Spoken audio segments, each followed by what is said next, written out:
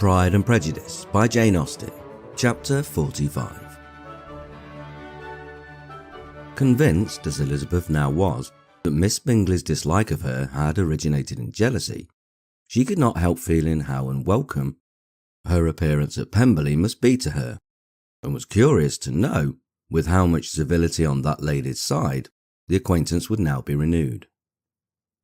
On reaching the house, they were shown through the hall into the saloon, whose northern aspect rendered it delightful for summer.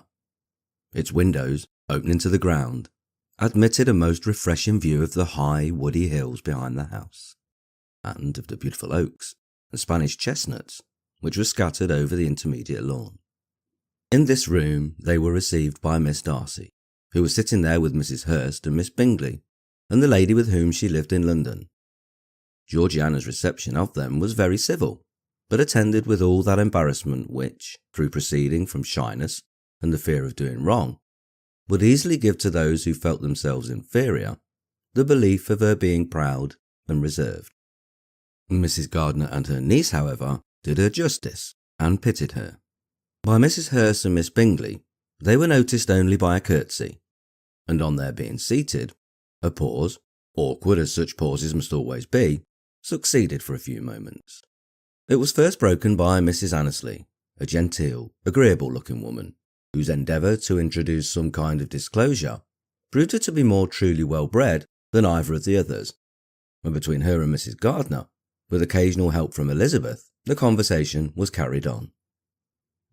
Miss Darcy looked as if she wished for courage enough to join in it, and sometimes did venture a short sentence, when there was least danger of its being heard. Elizabeth soon saw that she was herself closely watched by Miss Bingley, and that she could not speak a word, especially to Miss Darcy, without calling her attention. This observation would not have prevented her from trying to talk to the latter, had they not been seated at an inconvenient distance, but she was not sorry to be spared the necessity of saying much. Her own thoughts were employing her. She expected every moment that some of the gentlemen would enter the room. She wished. She feared that the master of the house might be amongst them, and whether she wished or feared it most, she could scarcely determine. After sitting in this manner a quarter of an hour, without hearing Miss Bingley's voice, Elizabeth was roused by receiving from her a cold inquiry after the health of the family. She answered with equal indifference and brevity, and the other said no more. The next variation which their visit afforded was produced by the entrance of servants with cold meat, cake, and a variety of all the finest fruits in season. But this did not take place till after many of a significant look and smile from Mrs. Annesley to Miss Darcy had been given, to remind her of her post. There was now employment for the whole party, for though they could not all talk, they could all eat, and the beautiful pyramids of grapes, nectarines, and peaches soon collected them round the table. While thus engaged, Elizabeth had a fair opportunity of deciding whether she most feared or wished for the entrance of Mr. Darcy, by the feelings which prevailed on his entering the room. And then, though but a moment before she had believed her wishes to predominate, she began to regret that he came. He had been some time with Mr. Gardiner, who, with 2 or 3 other gentlemen from the house, was engaged by the river, and had left him only on learning that the ladies of the family intended a visit to Georgiana that morning.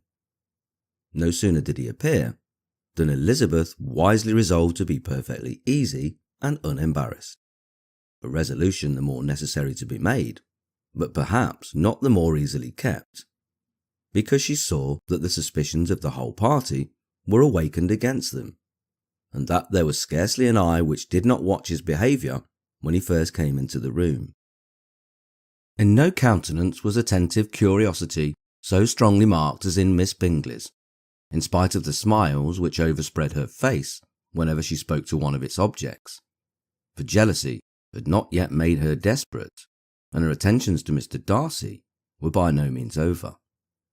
Miss Darcy, on her brother's entrance, exerted herself much more to talk, and Elizabeth saw that he was anxious for his sister and herself to get acquainted, and forwarded, as much as possible, every attempt at conversation on either side. Miss Bingley saw all the likewise, and in the imprudence of anger, took the first opportunity of saying, with sneering civility, "Pray, Miss Eliza, are not the shire militia removed from Meryton? They must be a great loss to your family." In Darcy's presence she dared not mention Wickham's name, but Elizabeth instantly comprehended that he was uppermost in her thoughts, and the various recollections connected with him gave her a moment's distress, but, exerting herself vigorously to repel the ill-natured attack, she presently answered the question in a tolerably disengaged tone. While she spoke, an involuntary glance showed her Darcy with a heightened complexion, earnestly looking at her, and his sister overcome with confusion and unable to lift up her eyes.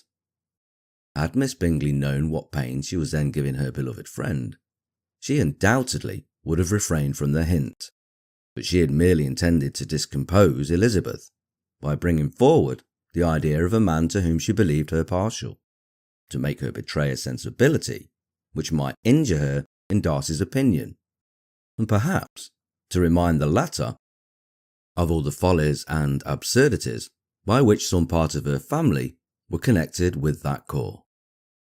Not a syllable had ever reached her of Miss Darcy's meditated elopement. To no creature had it been revealed where secrecy was possible, except to Elizabeth, and from all Bingley's connections her brother was particularly anxious to conceal it, from that very wish which Elizabeth had long ago attributed to him, of their becoming hereafter her own.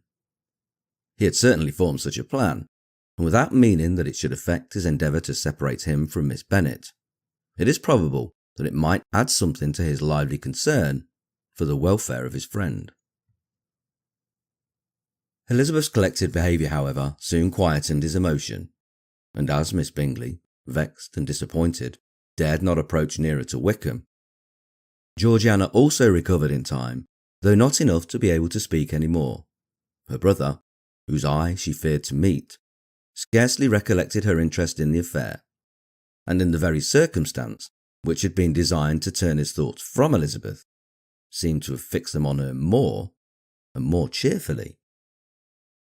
Their visit did not continue long after the question and answer above mentioned, and while Darcy was attending them to their carriage, Miss Bingley was venting her feelings in criticisms on Elizabeth's person, behaviour, and dress. But Georgiana would not join her. Her brother's recommendation was enough to ensure her favour. His judgment could not err, and he had spoken in such terms of Elizabeth as to leave Georgiana without the power of finding her otherwise than lovely and amiable. When Darcy returned to the saloon, Miss Bingley could not help repeating to him some part of what she had been saying to his sister. "How very ill Eliza Bennet looked this morning, Mr. Darcy," she cried. "I never in my life saw anyone so much altered as she is since the winter. She has grown so brown and coarse. Louisa and I were agreeing that we should not have known her again."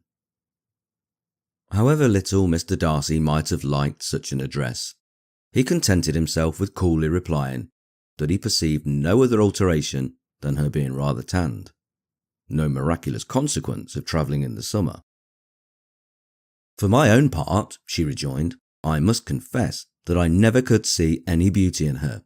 Her face is too thin, her complexion has no brilliancy, and her features are not handsome at all. Her nose wants character, there is nothing marked in its lines. Teeth are intolerable, but not out of the common way, and as for her eyes, which have sometimes been called so fine, I never could perceive anything extraordinary in them. They have a sharp, shrewish look, which I do not like at all, and in her air altogether there is a self-sufficiency without fashion, which is intolerable." Persuaded as Miss Bingley was that Darcy admired Elizabeth, this was not the best method of recommending herself. But angry people are not always wise, and in seeing him at last look somewhat nettled, she had all the success she expected. He was resolutely silent, however, and, from a determination of making him speak, she continued, "I remember when we first knew her in Hertfordshire, how amazed we all were to find that she was a reputed beauty, and I particularly recollect your saying one night, after they had been dining at Netherfield, 'She, a beauty? I should as soon call her mother a wit. But afterwards she seemed to improve on you, and I believe you thought her rather pretty at one time." "Yes," replied Darcy, who could contain himself no longer. "But that was only when I first knew her, for it is many months since I have considered her as one of the handsomest women of my acquaintance." He then went away, and Miss Bingley was left to all the satisfaction of having forced him to say what gave no one any pain but herself. Mrs. Gardiner and Elizabeth talked of all that had occurred during their visit as they returned, except what had particularly interested them both. The looks and behaviour of everybody they had seen were discussed, except of the person who had mostly engaged their attention. They talked of his sister, his friends, his house, his fruit, of everything but himself. Yet Elizabeth was longing to know what Mrs. Gardiner thought of him, and Mrs. Gardiner would have been highly gratified by her niece's beginning the subject.